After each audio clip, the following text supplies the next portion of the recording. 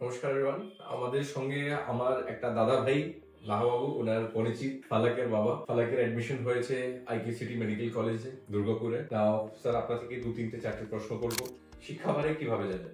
আমি অ্যাকচুয়ালি খুব কনফিউজ ছিলাম কোথায় যাব, কার কাছে যাব, এইসব নিয়ে খুব কনফিউজ ছিলাম। তো লাহাবাবু বললো একদম চোখ বন্ধ করে আপনি চলুন শিক্ষাতে, আর কিছুই করতে হবে না, যা করার পুরো লাইব্রেরিটি ওনারা নেবেন, টোটাল কমপ্লিট করবেন, যেটা ফ্যাক্ট হয়েছে।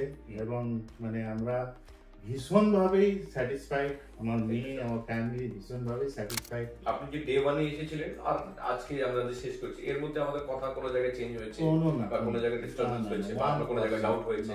1% হয়নি। সব থেকে আপনাদের যেটা আমি খুব প্লিজ, যে রাত 11টার সময় ফোন করলো আপনারা ফোন ধরেন এবং ফুল ভাবেই আমার সব কোশ্চেনের অ্যান্সার দেন বা আমার ডাউট ক্লিয়ার করেন, এটার জন্য তো আমি সবসময় থ্যাঙ্কসফুল আপনার।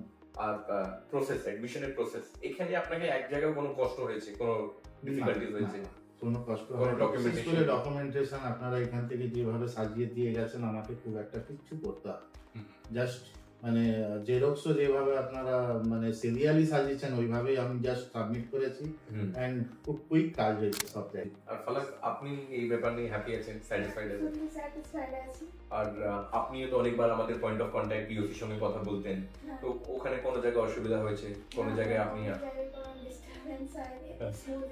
আচ্ছা, আমাদেরকে যদি 10 নম্বরের নম্বর দিতে হয়, কত নম্বর দেবেন?